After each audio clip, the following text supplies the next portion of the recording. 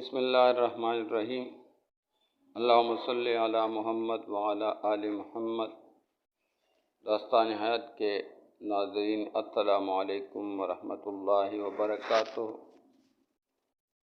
احمد بن طولون رحمہ اللہ کا ایک عجیب واقعہ۔ احمد بن طولون رحمہ اللہ معتز باللہ کے زمانے میں مصر کے حاکم تھے۔ اس سے پہلے وہ معروف ترکی بادشاہ طولون رحمۃ اللہ علیہ کے پاس رہتے تھے اور طولون نے انہیں اپنا بیٹا بنا لیا تھا۔ اسی دوران یہ واقعہ پیش آیا کہ طولون رحمۃ اللہ علیہ نے انہیں کسی کام سے دارالامارہ بھیجا۔ وہاں انہوں نے بادشاہ کی ایک کنیز کو محل کے کسی خادم کے ساتھ بے حیائی میں مبتلا پایا۔ احمد بن طولون کام سے فارغ ہو کر بادشاہ کے پاس واپس پہنچے، لیکن اس قصے کا اس سے کوئی ذکر نہیں کیا۔ ادھر کنیز کو یہ یقین ہو گیا کہ ابن طولون رحمۃ اللہ علیہ بادشاہ سے ضرور میری شکایت کر دیں گے، اس لیے اس نے یہ حرکت کی کہ طولون کے پاس جا کر احمد بن طولون رحمۃ اللہ علیہ کی شکایت کر دی کہ وہ ابھی میرے پاس آئے تھے اور مجھے بے حیائی پر آمادہ کرنا چاہتے تھے۔ کنیز نے شکایت اس انداز سے کی کہ بادشاہ اس سے بہت متاثر ہوا۔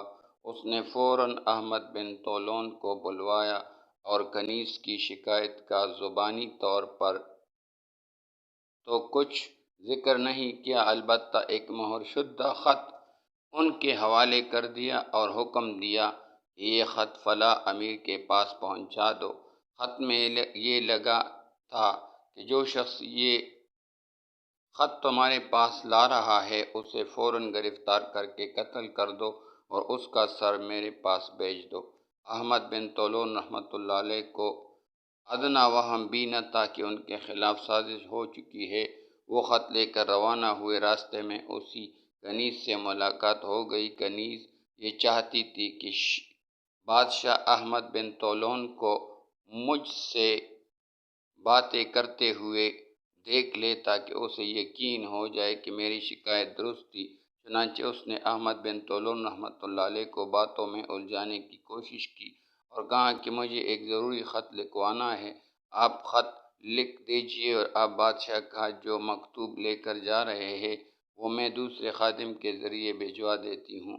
چنانچہ اس نے بادشاہ کا مکتوب اسی خادم کے حوالے کر دیا جس کے ساتھ وہ مبتلا ہوئی تھی۔ وہ خادم خط لے کر اسی امیر کے پاس پہنچا۔ امیر نے خط پڑھتے ہی اسے قتل کرا دیا اور اس کا سر طولون کے پاس بھیج دیا۔ بادشاہ وہ سر دیکھ کر حیران رہ گیا اور احمد بن طولون رحمۃ اللہ علیہ کو بلوایا۔ احمد بن طولون رحمۃ اللہ علیہ نے سارا ماجرا سنا دیا اور کنیز نے بھی اپنے جرم کا اعتراف کر لیا۔ اس دن کے بعد سے بادشاہ کی نظر میں احمد بن طولون رحمۃ اللہ علیہ کی وقعت دو چند ہو گئی اور اس نے وصیت کی کہ میرے بعد ان کو بادشاہ بنایا جائے۔ البدایہ والنہایہ سے ماخوذ۔